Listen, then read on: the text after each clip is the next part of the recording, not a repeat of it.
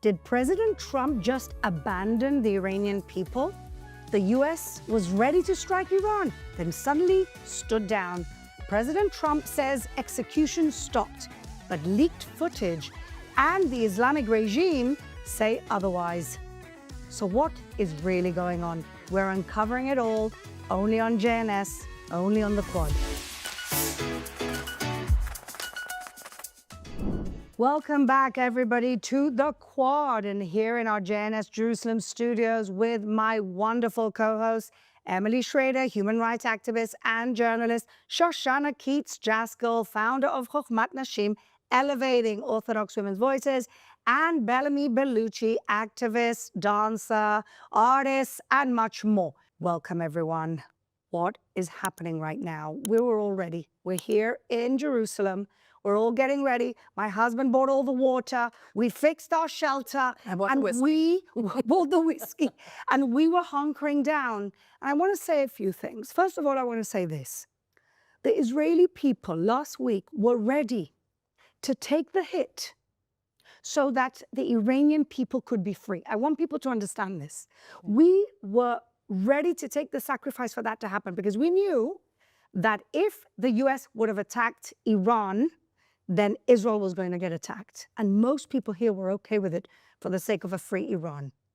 And just as it's coming to a crescendo, Wednesday night, Thursday, rainy, windy, we're waiting in our homes, and nothing happens. So the question that we want to unpack is, what happened?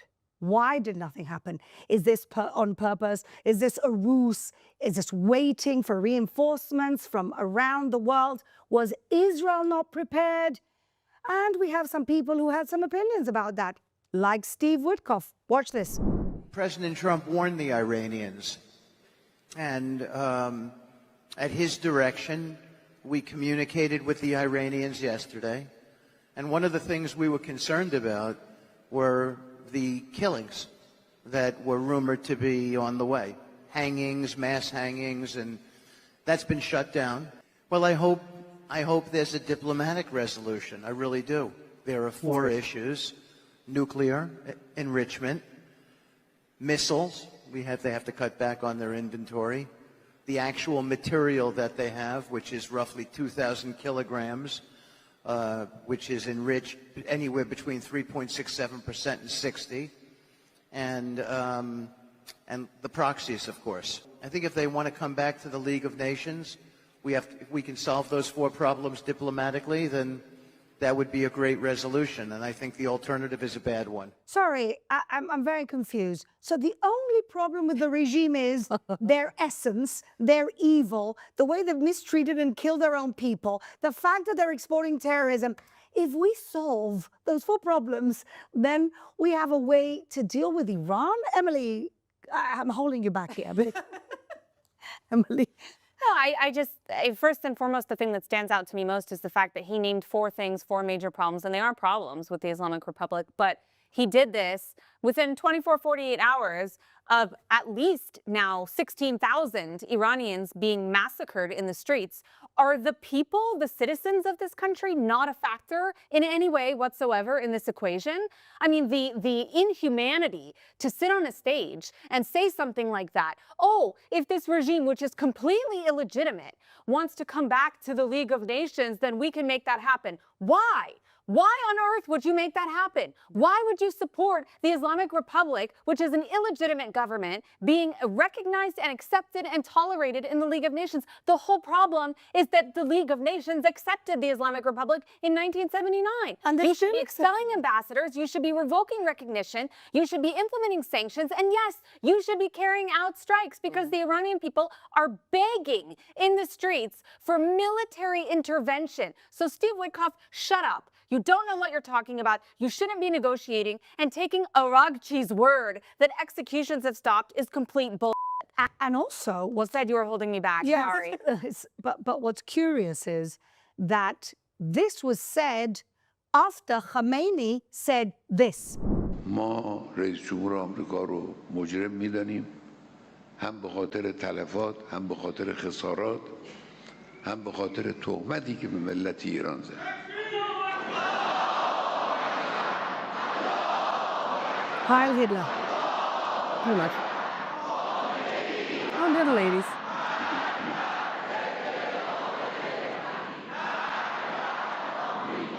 Did to England. They added England. Yeah. Oh, there we are. So, Yeah, we would feel left out. ما بنا نداریم کشور رو به طرف جنگ ببریم، اما مجرمان داخلی رو هم رها نمی‌کنیم. رئیس جمهور آمریکا ترامپ توییت زده بود و تشکر کرده بود که برخورد نشده با 800 نفر از کسایی که توی این اغتشاشات بودن. خب ترامپ همیشه حرف مفت و بی جهت خیلی میزنه، غلط هم میکنه. ما برخوردمون برخورد قاطع، بازدارنده و سریع هست و الان تعداد زیادی از پرونده هامون منتهی به صدور کیفرخواست شده، به دادگاه ارسال شده. So, did he not see this? Shoshana, what the Iranian leadership now is doing is taunting Trump. Like, I wouldn't taunt Trump because Trump does what he says and he says what he means. I hope they do taunt him, and I hope he does say what he, gets pissed and does what he's supposed to do, because I do agree. I think the Iranian people are waiting for Trump to come through. I know Trump doesn't want to be Obama. He doesn't want to be that guy who says, if you gas your people, I'm going to come in, that's my red line, and then does nothing. I know Trump doesn't want to do that. So what he's waiting for, I hope, like I always hope, that there's information we don't have that they have that's going to make whatever strikes do come far more effective and decisive, right? Like, we don't want what happened the last time, which is 12 days of war, and then in the end of the day, they're still in power. We need them gone. And these people otherwise will have sacrificed their lives, men, women, children, in the streets, would have sacrificed their lives for nothing. It's just, to me, it's just ridiculous. It's like saying, oh, let's ask Hitler to shut down Auschwitz, but he can stay in power. Yeah. That's how absurd. I agree. That's what it sounded like. This whole thing is. But the question is, was it a little, message from somebody to say, oh, they've stopped the executions? Or do you think there was something deeper going on? Or maybe even, Israel, we're damned if we do, we're damned if we don't. If they attack, it's Israel's fault. If they don't attack, we were the ones who stopped them. Do you think that we weren't ready, perhaps, and we needed a bit more time? I genuinely think that the Israeli people have been prepared, and they're the ones that are standing with the Iranian people saying, you know what, we'll take the brunt of this. We were waiting. We know that we're going to be attacked. Yeah. So at some point, I definitely understand and agree with what you're saying when it comes to Trump. Okay. I always imagine him as a kid in a sandbox. And at some point, you're going to keep poking the bear, and that little kid is going to stand up and beat the living crap out of you. And then you're going to go and cry and say, but this happened to your parents. And when your parents say something, you're going to lie about it. So back to exactly who these people are. They're liars. Yep. So what if they say, oh, the executions of stuff? Yeah. Oh, how nice for you. Like, in terms of diplomacy, that you can then go, well, in terms of diplomacy, if we really want to do this in terms of leadership, shut up. Do what you need to do. This is still the Middle East at the end of the day. And ultimately, they're looking to the West. They're crying out to the West because they actually know the Western powers that are there. Israel can't be the one that's attacking. We're the ones that will be attacked. We're the ones that will carry the brunt of it because that's a message that's going to America. But at the same time, get on with it. We were the ones who've done the heavy lifting here in terms of destroying their mid-management, let's put it that way, or all of their scientists, a lot of the IRGC in the 12-day war in July. We've really set the scene for this, but we can't be the ones who take this all on our own because we need that American firepower. But I actually do believe that they were going to attack that night. I know that because my kids are in the army. Things were shut down. There was no communication for 24 hours. They really thought that night, the way the country behaved is that we thought we were going to be in the middle of this, and then it didn't happen. So I don't know, because you can never tell with Trump. We also kind of misguided the situation before the 12-day war, if you remember. Do you remember Bibi was going to marry his son, and it looked like there was a little public spat between Bibi and Trump, and then the whole thing was a ruse. So you never know. These are very clever, strategic people there. But it just seems to me that in the face of the documented evidence, they've got Starlink. It is very weak. It is very bad. Whoever can does it. And then you see the atrocities going on, like what we see here. The body bags on the street, the people being shot in hospitals, the young people that you see with blood, dead, with their eyes open, lying on the street, how much more? 20,000 people is estimated it could be. I mean, we have no idea, it could be more. 20,000 people, 2 years of war that we had here against Hamas. And even according to Hamas numbers, and we all know they're lying bastards, 70,000 dead. We know it was 1.1 in terms of the ratio, 1.15, 1.12. We know that we're talking about potentially 35,000 innocent people that died as a result of a war that we didn't start. And yet, in 4 days, there's 20,000 people. And the world is still thinking about this. It's even more appalling when you think about the fact that, like, when it comes to Israel or Gaza, this is a legally justified and legally declared war in response to it's a defensive war in response to an attack on October 7th. It shouldn't even be compared in this, civilian casualties, which of course are tragic, but that's what happens in war. I mean, that's why we didn't start a war. This is a completely different scenario. I mean, these are crimes against humanity being committed by a government that's supposed to represent the people that they're executing and butchering on the street. Exactly. And I do think in regards to the attack, I understand the strategic diversion, perhaps. It is possible. It remains to be seen what happens if Trump will still attack. My biggest problem with this is that at the same time when we saw the worst nights of this massacre, when we saw well over, at least from what we know now, well over 10,000 people were killed on those 2 nights, when the first few nights that the internet was cut off in Iran, was the same time that President Trump said, continue protesting, take over institutions, go into the streets, help is on its way. Help is on its way? Yeah. It's been almost a week.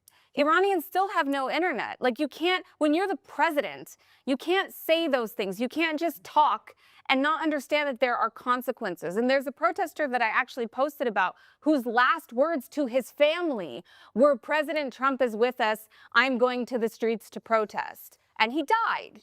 And it's very, very upsetting. We know revolutions, it's going to be paid in blood. We know that. We knew that before. It's going to be really difficult. But it can be less difficult if President Trump does what he needs to do. That's why I actually do think he's going to do. I mean, I hope. I'm praying, Shoshana. I think what people don't realize, and I don't know what the average human being on planet Earth sees and listens to. I know that we are obviously consuming all the time content from Iran, even though the internet is shut down. And even, I find myself just looking at the screen and crying at people having to open hundreds of body bags to find their loved one, or to have to pay thousands of dollars in bribes to have the body released and to sign confessions and to record apologies. And it's so much work.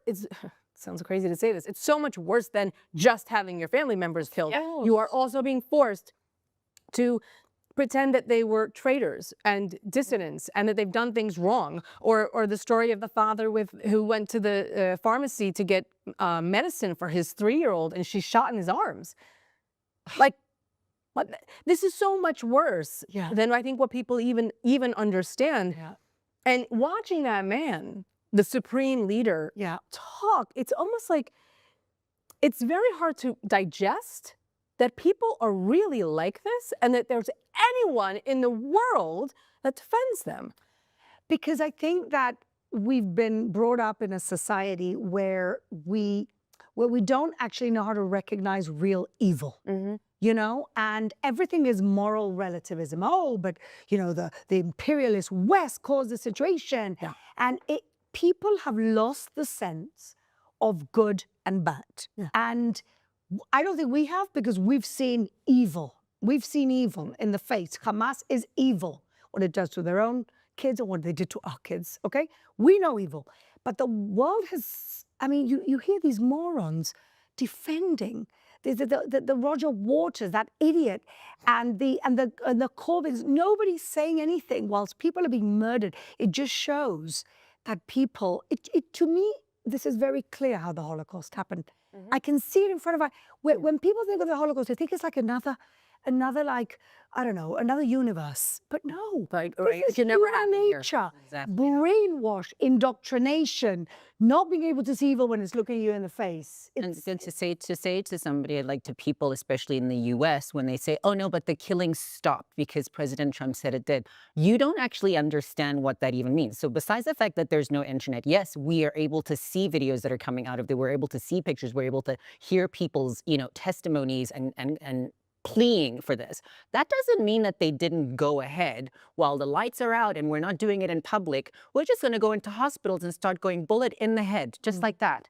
And then you have people like that that are like praising the supreme leader. And at the same time, that is such a deep level of brainwashing that happens at such a young age. So when we try to explain to other people that this is also the way that Hamas, pulls children in. This is how martyrs are raised. They don't understand it and they choose not to see it. When you try to tell them in a place like these are Iranians. Take Israel out of the equation. Take Hamas out of the equation. Look at Iranians that are actually begging for this. People have had to flee, that left and started from nothing in America, raising their children. People have lost their parents, saying, one day I wish that I could take my family back home to what used to be the parts of the Middle East. It is disgusting that all that you can see and hear from people right now, young or old, are going, no, but it's Israel's fault. And at some point, whatever is going on the ground is because the U.S. interfered, the U.S. created it, and Israel was a part of it. It's not a Mossad operation. The whole thing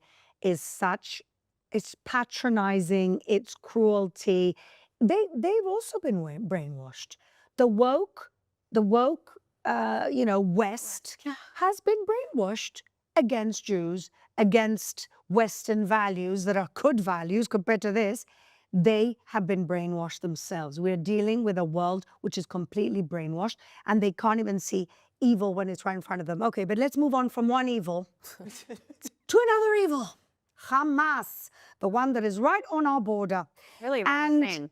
yes, they're the same. And let's just remind everybody that the Islamic Republic of Iran have been funding Hamas. They were the sponsors of October 7th, amongst other people like Qatar. And they are the biggest sponsors of Hezbollah. And when their people were starving and didn't have water in the taps, they still managed to send $1 billion to Hezbollah since Nasrallah, may he rot in hell, was assassinated by us. So that's just reminding everybody that the Iranian Islamic regime sacrifices its own people to ensure that they export enough terrorism to cause a lot of chaos and kill as many Jews and Americans as possible. Okay, Board of Peace. Board of Peace. We don't even know whether this is the right name for it. If peace Clearly is not. something you can even talk clearly about. But the Board of Peace was announced this week, and I'm a bit confused because there's a few boards of peace. There's the executive one, there's the ceremonial one, there's the advisory one. There's about 2 or 3 of them, no women anywhere. Oh, surprise, surprise. But there's been quite a lot of controversy because Turkey and Qatar have been nominated to be part of this Board of Peace. In other words, they've put the foxes in charge of the chickens, or they've really put the people who are funding Hamas in charge of dealing with Hamas.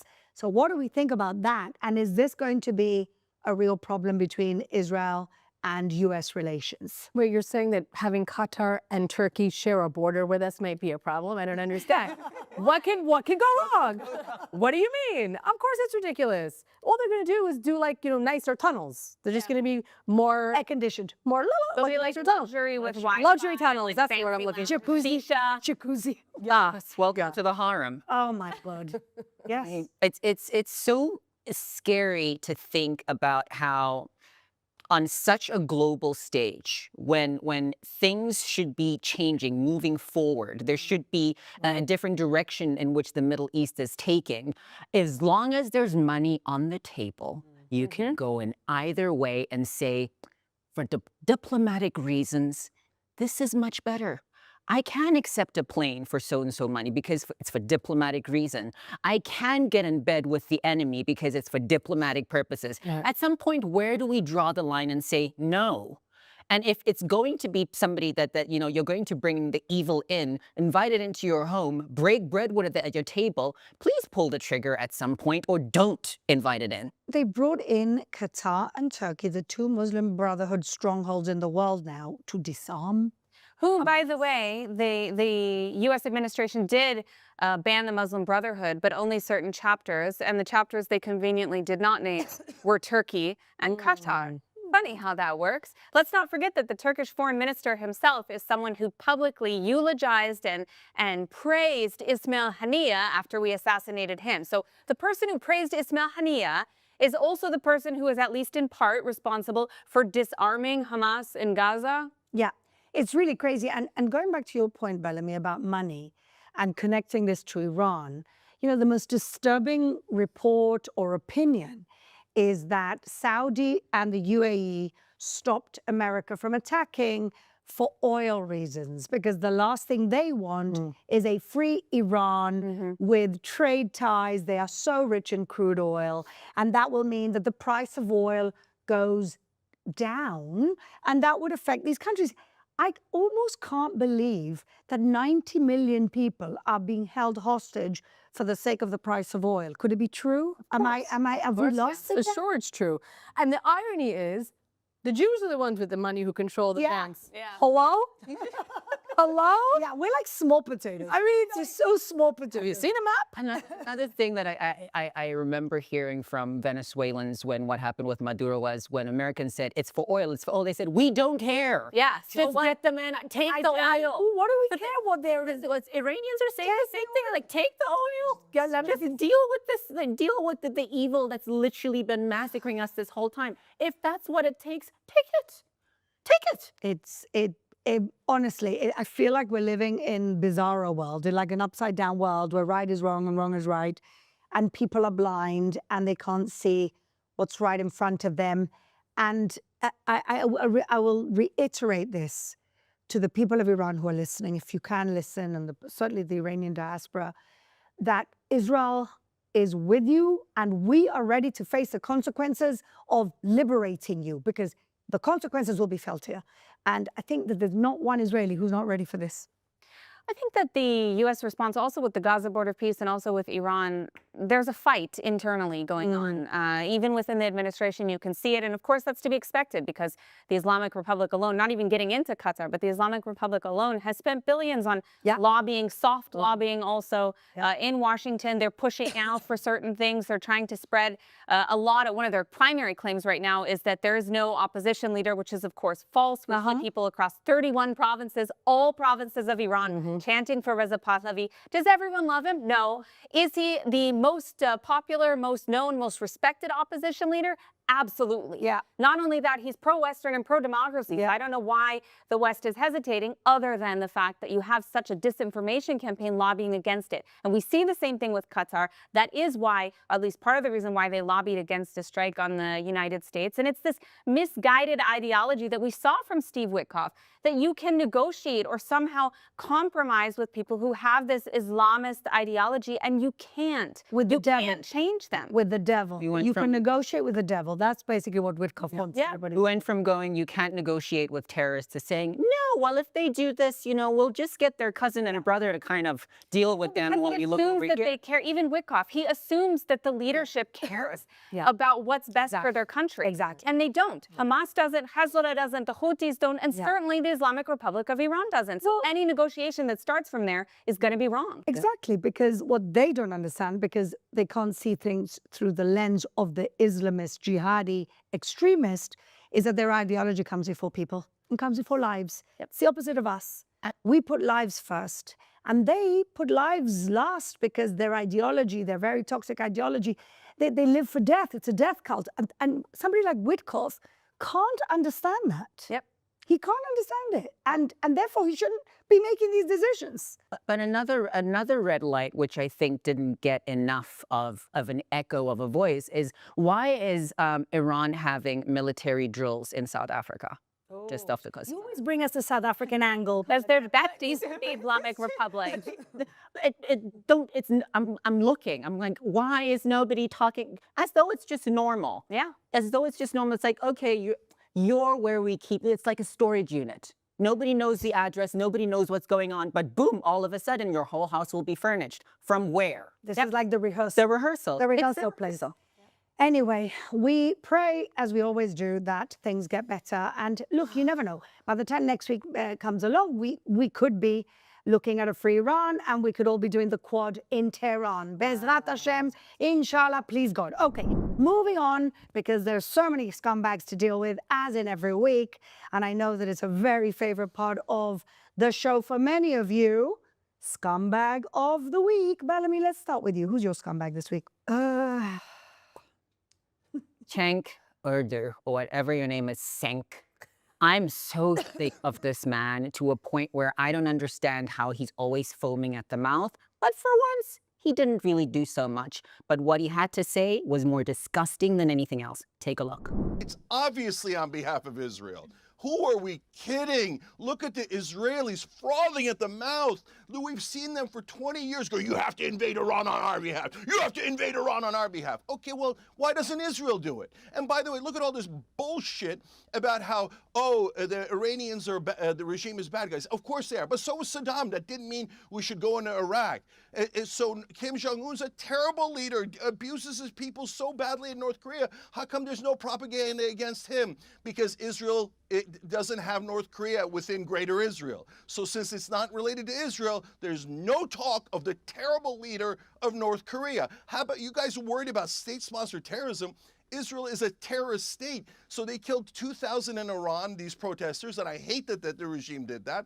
Israel killed 70,000 Palestinians. They occupy 5.5 million of them, and they say they're never going to free them. So why are we helping a terrorist state start another disastrous war in Iraq that we're going to have, in Iran in this case, that we're going to have to pay for? Okay. And if people don't know this, Iran is 4 times the size of Iraq. They're walking you into another disaster, and I guarantee it, and it'll be for Israel again, and then they'll pretend that it wasn't, and they'll call everyone an anti-Semite. I just feel that one day this guy's going to have a heart attack. On screen. On screen. He's going to explode. He sweats profusely. And one day he's going to go... But what really bugged me, there was one question. She handled herself so well. Oh, what bugged me was when he said, who elected you to speak on behalf of the Iranian people? Who elected you to speak on behalf of Palestinians? Exactly. Who are you? Oh, my This man has been, and it gets worse and worse and worse as time goes by. Between him and Anna, just having a little circle jerk all the time about how much they hate Israel, they will never actually come from a place speaking for people on the ground, people that are actually struggling. It always has to be led right back to Israel, right back to Palestine, right back to God. Can't you just for 2 seconds speak on the matter on the table? I know that, you know, that's your paycheck from Iran and Qatar is kind of going to go a little bit down. It might dip, but trust me, nothing's going to happen to you, buddy. No. You know, that's the thing about anti-Semitism, that it's anti-Semites, they're all consumed by Jewish hatred. That's the lens. They see everything, the whole They world. see, it really is like Charlie Kirk used to say, a brain rot. Everything they see through that lens, so much so that Anna Kasparian is like fighting over the numbers. No, it's 500 people killed, not 2,000 people. Oh, she didn't really care about the Gaza numbers. She would just spout 500,000, 300,000, it doesn't matter. It really is the brain rot that is anti-Semitism. And in the end, it will destroy them because we've seen it again and again. Wonderful, wonderful. They've been scumbags many times before, of course. Yes. But it's a particularly honorable mention this week. Thank you very much. Emily, who's your scumbag? So my scumbag was also someone that was on Piers Morgan this past week. Also on Amanpour, of course. Because who would Christiane Amanpour be if she wasn't highlighting and giving a platform to terrorists? Yes. But Mohammed Marandi, who is an unofficial spokesman of the Islamic Republic, he's a professor at the University of Tehran, and he's a known propagandist who is often parroted around in Western media, shilling for the Islamic Republic, spreading absolute lies, just flat out lies, which we saw this week again on Piers Morgan. The same line of criticism that, you know, oh, it's actually Israel behind it, and oh, there's not that many casualties, and if there are, then it's actually not us, it's actually Israel, on and on and on. But The reason in particular that he's my scumbag this week is because this is happening, all these interviews have been happening at a time when the internet and phone connectivity has been completely 100% cut off for the people of Iran.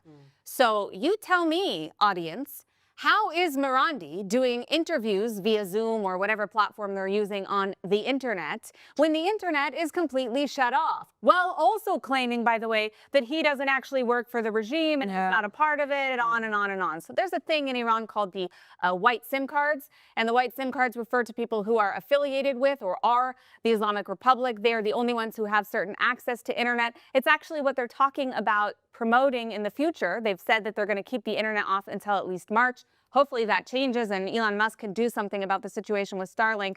But this is one of the ways that they control the narrative in the West. And Marandi is one of the chief propagandists of this method, of this tactic that the Islamic Republic uses. So he's my scumbag this week and many other weeks as well, but in particular, an absolute scumbag this week for defending the Islamic regime while the people are being murdered in the streets with no access to internet, simply so that he could parrot this disgusting, perverse narrative that's blaming the victims, the hostages, the 90 million hostages, the people of Iran under the Islamic Republic.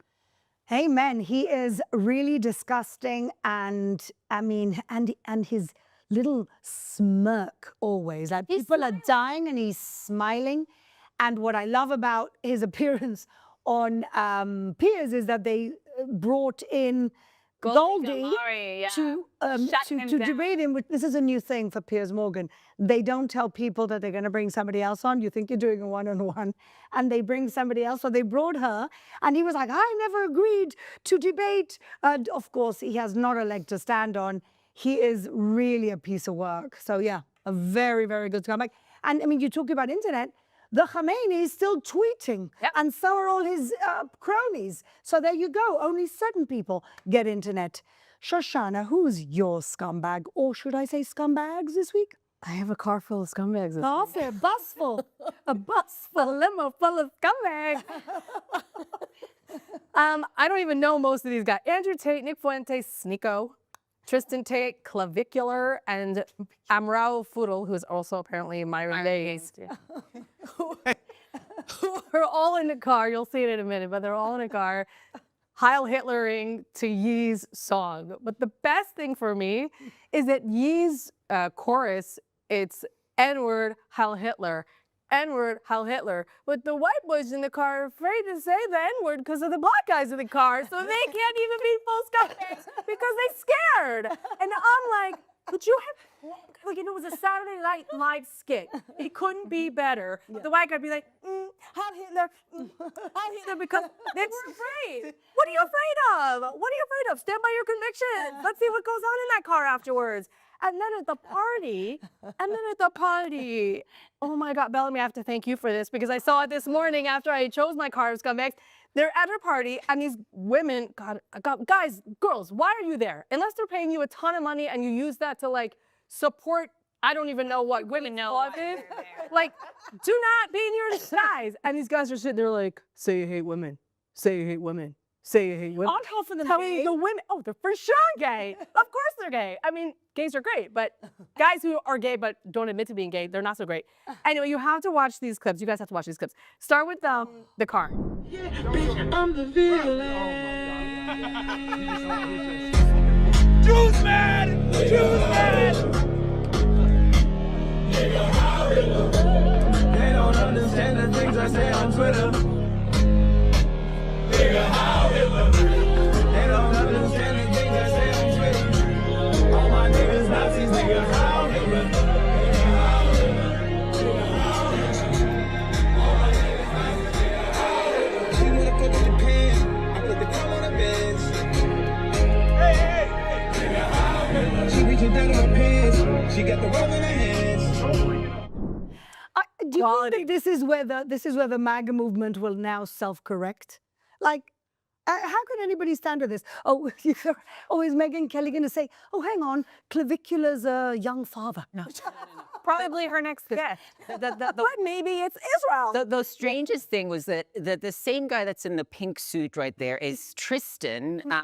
That is Tristan Tate. Oh, the and brother. Tristan Tate, before that at the pre-party, holding a lovely white claw, because that's what real men do, goes ahead and says to Nick Fuentes, this is the real N-word with a hard R. This is the real nigger. And he goes, this is the, and you can hear in the background Andrew Tate saying this is the last real nigger that's left. Sits down and then apologizes to Nick Fuentes for how he saw him. And then later on in the stream, when they've come back from the club, because now, you know, Nick Fuentes has said no to dating any woman or to taking any woman's number who's, you know, barely covered at any point, because we know why they're there. You're not really going to be beating these trafficking rumors, brothers. Goes ahead and says, one of the guys, Speed or whatever, goes, somebody says, you know, assalamu alaikum, whatever, and then he goes off and responds to it. And then you see Fuentes in the back going like this, I don't even understand what you were saying, bro. And then later on says, do you believe that the leader do you think that Christianity was started by a Jew, or do you believe that the leader of the Christians is a Jew? And Fuentes looks up and says, yes, Jesus Christ. And there's so many clips that you said. Are you saying that these people made Nick Fuentes look moderate? Yes, yes. I'm not kidding you. They actually did. I watched so many things. It was a scene. Even Nick Fuentes is going, it's a little bit too much for you. Oh my God. Oh, how ridiculous can it get? The best part also is if you look at Bellaby's clips on her Instagram, there's this guy's like bragging about how he will never I won't take a woman out to dinner. I won't sit across from her for 3 hours. 3 hours? Like, because you're a monkey. What are you going to say to a woman for 3 hours? With a cigar. You have no conversations tonight. People can't get laid anyway. I have women. That's the problem. They're all a bunch of losers living on their mother's That was basement. very cathartic. They're all living in their mother's basements and are losers, and they got their little bit of fame right now. But I'm hoping that this type of thing actually makes the MAGA movement wake up and go, Ben Shapiro was right. Ben Shapiro had a point. Okay, fantastic. Yeah, that was fun. Bus full of scumbags. All right, so my scumbag of the week, I'm taking a real turn here. And compared to these people, maybe he's less of a scumbag, but really, he's a pretty bad scumbag. He is the chief constable of the West Midland Police in the UK, called Craig Guildford. Now, I want to take you back a few months when the West Midland Police, which is the area of the UK where Aston Villa, Birmingham is, and the city was holding a football match, soccer for the Americans, between Aston Villa, which is a very popular football team, and Maccabi Tel Aviv. And the allegations now that have been proven correct is that Birmingham is a very, very Islamist town. They've got MPs, members of parliament, that basically represent Gaza rather than the Brummies, the Birmingham people. And essentially what the West Midland Police did is they invented a whole excuse that Maccabi Tel Aviv fans were violent, were dangerous, and it was a danger to public order. And that's why they ban all Maccabi Tel Aviv fans from coming to the game, which is almost unprecedented. It's happened a few times before with other teams, but we're talking about particularly violent teams. That's not what Maccabi Tel Aviv is. Maccabi Tel Aviv, yes, is raucous fans, but they certainly don't have a violence problem beyond the regular football fan. And now it has been, and at the time they came out on TV and I said from the beginning, this is BS. This is BS. And guess what? It was BS, because it was uncovered recently that essentially what happened was that the Islamists in Birmingham were threatening violence, and the police, as weak, feckless police that they are, instead of dealing with the Islamists, they decided to blame the Jews and ban the Jews because they didn't want to deal with the Islamists because they're scared of them. But why is this guy, Craig Guildford, my scumbag this week? Because he was actually in a committee, in a public inquiry, and he said something which are so ridiculous. They asked him, why didn't you reveal that it was the Islamists that were threatening violence? He said, well, nobody ever asked me. So basically, he tells half a story. He blames the Israeli fans, and he doesn't uncover that it was actually because they were scared of the Islamist violence. And then he has the gall, the chutzpah, to say in a public inquiry, well, you never asked that particular question, so I never gave you the full information. doctored files about Maccabi Tel Aviv fans that even the Dutch police said, no, this was not us. And you've completely fabricated evidence about the violence when there was, in fact, a pogrom in Holland against those same fans. But what I'm really upset about is that this week he retired. He retired with a full pension. He retired with everything that that a regular chief of police retires. He did not face the consequences for lying under oath, for doctoring up charges against a foreign football team, and for blaming the Jews for what in fact was Islamist violence. And so, Craig Guilford, you are a coward. You basically didn't do the first thing you have to do as the chief of police, and that is protect the people in your town and protect the people visiting your town. And instead you just bend over to be completely taken over, run over, and manipulated by the Islamists in your town that you were too much of a coward to deal with. And so I'm glad you're gone, but you should have gone in disgrace, facing the consequences of your lies, your dishonesty, and basically of being the weak leader that you were. So good riddance to you, Craig Guilford. And that is my scumbag of the week. All right. We need some heroes. Really, and when you see his face, you saw the inquiry? I saw. I mean, you were there at the football match. Yeah. You were pulled aside, weren't you? Yeah, yeah. Because you're known, Emily. Because I had a shirt that said Zionist. Yes, and you're known to be a violent football fan, aren't you? That's a violent football fan. This is what they're worried about. Okay, now, let's cleanse our souls with some heroes. Bellamy. Mine is Meraj Tehrani, who is a singer, and he had just basically come back, and I think he was on his way to Turkey, and he had just landed, and you can hear in his voice, it's just so disheartening. Please take a look. آقا من الان رسیدم ترکیه. همه رو دارم میکشم. همه رو دارم میکشم. بچه‌ها رو همه رو دارم میکشم. فقط کمک خارجی. فقط کمک خارجی احتیاج دارم. میشه ما کمک بگیریم نمیدونم. نمیدونم چطوری میتونیم وقتی کمک بگیریم. کوه دارن قلقم میکنن تو سر سینه.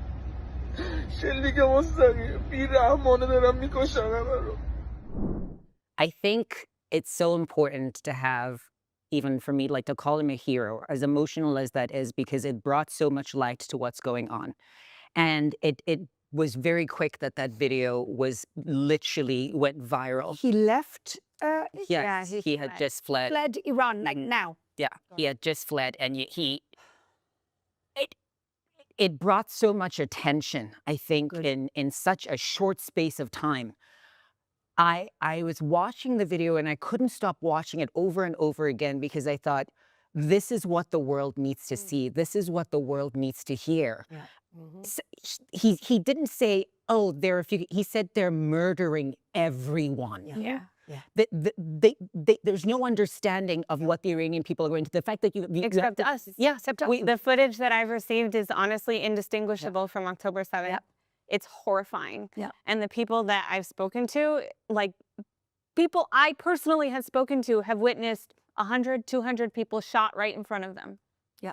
It's the level of barbarity and cruelty is only matched by what we saw on October 7th. This is 7th century barbarism. Yeah. That's exactly what it is. And my hat goes off to him, not just for bringing attention, but he put his life on the line. Yep. He really did put his life, his family's life, he put it on the line in a moment to say, I need to bring attention. I need to call attention with the utmost urgency right now because the world needs to know what's happening. The clock is ticking. Yeah. Well, thank God that we have heroes like that, and thank you for bringing them to us, Bellamy. It's heartbreaking, Yeah. but we need more of them, so that people wake up, or if the zombies are going to wake up, I don't know. Emily. Now you upset me. So my hero this week is a similar topic, although not an Iranian this week. I know, it's a shocker. Lindsey Graham. Senator Lindsey Graham has been an absolute voice of moral clarity and courage from day one when it comes to the issue of Iran, but in particular since the protests, since the uprising started in Iran, he has been very forward in calling for U.S. assistance. He has echoed the voices of the Iranian people. He has continued to pressure while also working with the Trump administration. He visited Israel just a few days ago to show solidarity with Israel as it potentially faces something with the Islamic Republic of Iran. And I just have to say that voices like his, there's not enough of them.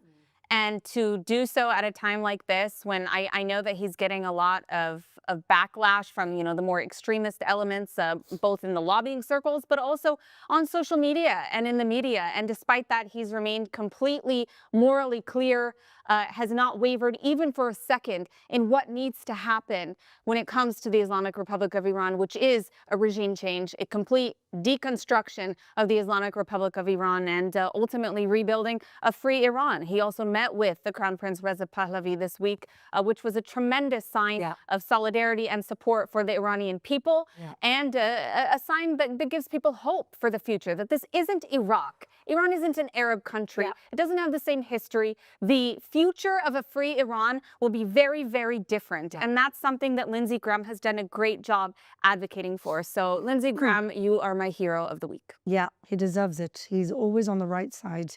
Yeah. He's a good guy. He really is a good guy. Great hero, Emily. Shoshana.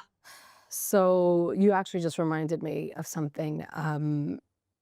It's really, really hard to hear. Even though I don't understand a word of Persian, you don't need to understand a word of Persian, just like when you see that video, to understand and to hear in this 6.5-minute phone call. There's a woman, she describes herself as the daughter of a senior commander inside Iran. Yeah. And she calls the Persian Manato news program. Yeah.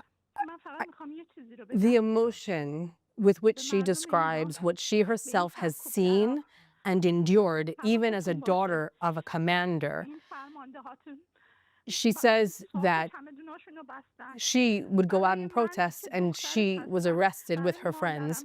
Her friends are raped in the jail.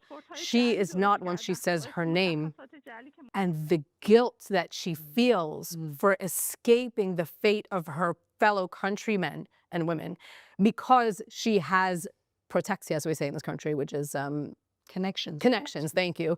And she's then taken out of the danger, but her friends are raped or killed. And 6.5 minutes, this woman is, you could hear, she's pouring out every inch of her soul into how she feels so bad. And she's about to say her name, and they're like, stop, don't say who you are, like, protect yourself.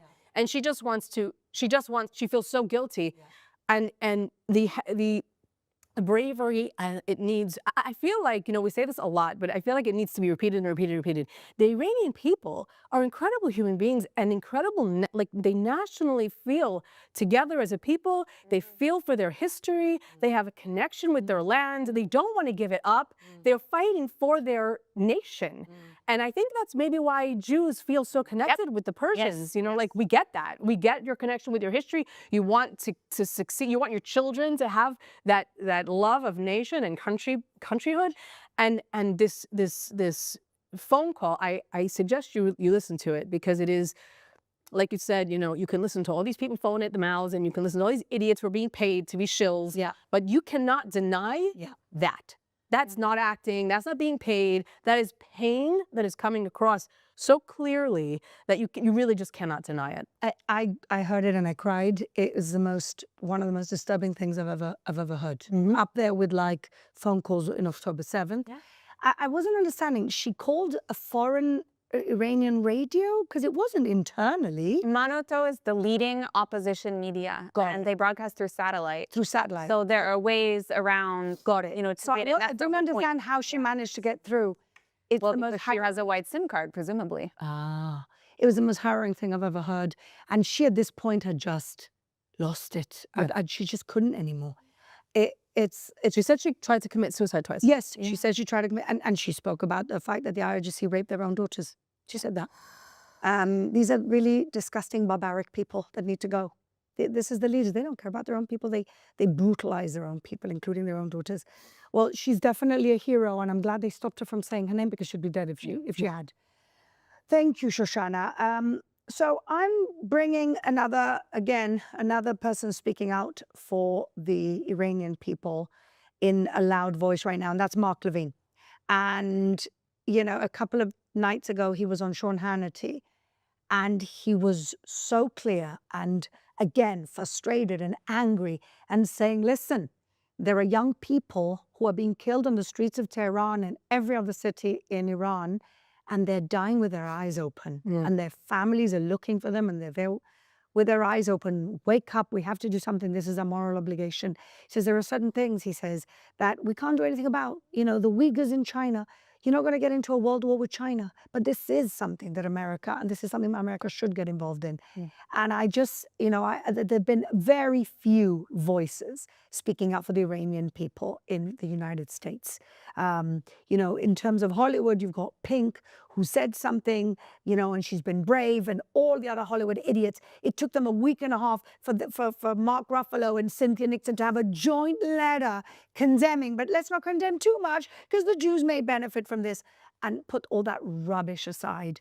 But you've had Pink, who's actually come out from the beginning, but Mark Levine, to me in the last few days, has been the clearest voice in America speaking on behalf of the Iranian people. And how do I know this? Because I saw a tweet this morning from an Iranian guy saying, when we are liberated, we will not forget our friends. And Mark Levine, you're one of them. And so Mark Levine, who I've met a few times, he's a wonderful man. He's always on the right side of history. You are my hero this week. And again, wonderful audience, we pray, as we do every week, first of all, that Ran Gvili comes home to a dignified funeral, that his family can bury him. That was part of the deal. We shouldn't be going on to phase 2 until Ran Gvili comes home. We pray for the innocent people of Iran to be liberated quickly. We pray for the leaders to have moral clarity and do the right thing. And hopefully, all this happens by next week. So thank you for watching.